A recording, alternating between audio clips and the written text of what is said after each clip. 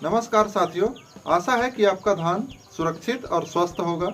लेकिन फिर भी कई सारे किसान भाई धान की बालियां निकलने के बाद, जैसा कि इस समय की अवस्था होगा आपके धान का कि बालियां निकल रही होंगी या फिर निकल चुकी होंगी। तो इस वीडियो हम चर्चा कर रहे हैं कि बालियां निकलने के बाद हमको कौन सा खाद या फंजीसाइड या इंसेक्टिसाइड डालना है। अक्सर कई सारे किसान भाई करते हैं कि देखी देखा रोल की तरह से पकड़े हैं कि अगर सामने वाले ने इंसेक्टिसाइड डाला है हम भी डालेंगे, फंजीसाइड डालेंगे। कई सारी दवाइयाँ या खाद टॉनिक डालते रहते हैं, खर्चा बढ़ाते रहते हैं। पता चला उसके धान को या फसल को कोई आवश्यकता नहीं है ओवरडोज की। तो आइए इस विषय में हम चर्चा लास्ट में करेंगे कि हमको क्या कैसा करना है। फिलहाल हम मुद्दे पर आते हैं और मुद्दे की चर्चा यह है कि धान की बालियां निकलने से पहले हम कौन सा खाद डाल सकते हैं और कौन सा स्प्रे कर सकते हैं।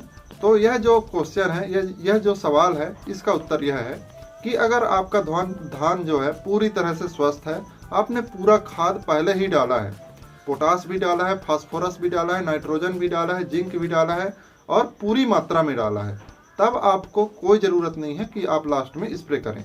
लेकिन कई सारे किसान भाई ऐसा है कि स्प्रे करना चाहते हैं, तो उनको लास्ट में 0050 का स्प्रे करना है, जो NPK आता है, जिसमें 0% नाइट्रोजन, 0% फास्फोरस और 50% पोटास होता है। इसको पोटेशियम सल्फेट भी बोलते हैं।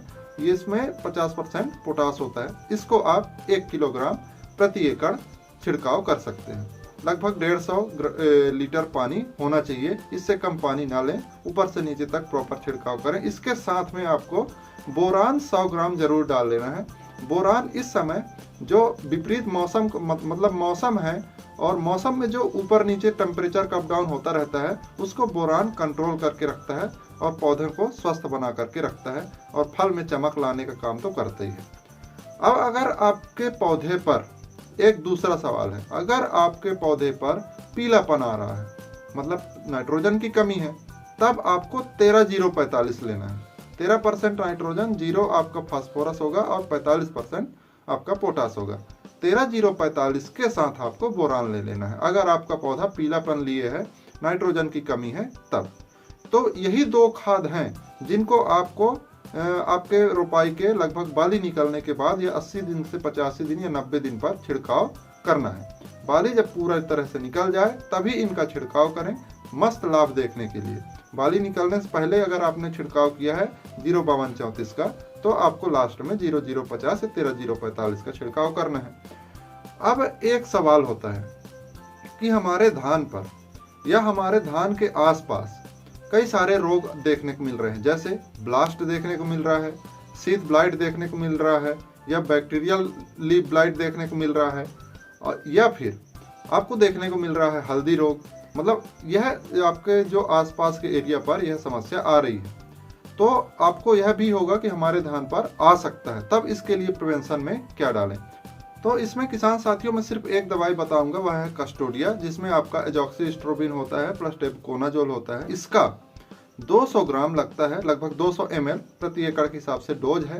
लगभग 150 से 200 ml रखें प्रति एकड़ और इसका छिड़काव कर दें प्रिवेंशन के लिए, मतलब कि आने से पहले या फिर आने हल्का फुल्का हो तब भी, बहुत ही अधिक मात्रा में हो तब फिर आप आगे बढ़ें, नेटिवो में बढ़ें, वह आपका अच्छा से कंट्रोल कर सकता है। तो इसका आप कर सकते हैं। ओसिन का भी कर सकते हैं, इसमें कोई वो नहीं है, ओसिन का भी आप प्रिवेंशन के लिए उपयोग कर सकते हैं। लेकिन अब एक और क्वेश्चन आपका होगा, कौन सा, कि हम जो 0050 से NPK है, कोई सा भी NPK हो, उसके साथ आप फंजीसाइड के स्प्रे करें कि ना करें।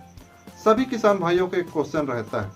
तो यह क्वेश्चन का जो मेरे अनुसार है, मेरे ख्याल से इन दोनों को आप अलग अलग स्प्रे करें। क्या है कि वो भी केमिकल है और ये भी केमिकल है, उसमें आपका खाद है और आप उसके साथ इंसेक्टिसाइड डाल सकते हैं। फंजीसाइड आप ना ही मिलाएं तो बेहतर है। इसको अलग से 3 से 5 दिन के बाद स्प्रे करें तो बेहतर रिजल्ट देखने को मिलेगा। अब अगर आपका धान पूरी तरह से स्वस्थ है, सभी चीज़ें डाले हैं और आपके धान में यह समस्या आ रही है इंसेक्ट्स की, ये लास्ट है इंसेक्ट्स वाला पॉइंट, जिसमें तेला, माहू ये जो आते हैं या फिर फुदका आता है, ये समस्या आती है। जो एक तरह से वो आता है तना छेदक, वो भी एक समस्या है। तो उसके कंट्रोल के लिए क्या करें? उसके कंट्रोल के लिए जो 10,000 ppm का नीम ऑयल होता है, अब मैं इस पर जा रहा हूँ ऑर्गेनिक पर, यह बहुत अच्छा कंट्रोल करता है। इसलिए जो 10,000 ppm का नीम ऑयल होता है उसको 1 ml प्रति लीटर मतलब 150 ml 150 लीटर पानी पर 1 एकड़ के हिसाब से छिड़काव करें। उसके साथ अगर आप डालना चाहें तो ओसिन डाल सकते हैं, ओसिन फंजीसाइड, तो वह भी बहुत अच्छा कंट्रोल करेगा। तो इंसेक्टिसाइड प्लस फंजीसाइड इसको अगर आप मिला रहे हैं तो बहुत ही अच्छा आपके धान पर कंट्रोल देखने को मिलेगा। धान स्वस्थ और अच्छी तरह से उत्पादन देने में सक्षम रहेगा। अब मैं उम्मीद करता हूं कि इन चीज़ों में आपका जो सवाल होगा वह भी आपको उसका भी उत्तर मिल चुका होगा कि हम कौन सी अवस्था पर क्या स्प्रे कर सकते हैं, आपके धान पर क्या कमी है तो क्या स्प्रे कर सकते हैं। और इस अवस्था पर मुझे नहीं लगता कोई ज़्यादा कमी होगी और यही सारी चीज़ें देखने को मिलती हैं, तो इसका हमने स्प्रे बता दिया। तो वीडियो को अंत तक देखने के लिए मैं तहे दिल से आपका शुक्रिया करता हूँ। वीडियो पर अगर नए हैं तो वीडियो को लाइक करके चैनल को सब्सक्राइब जरूर कर दें। धन्यवाद।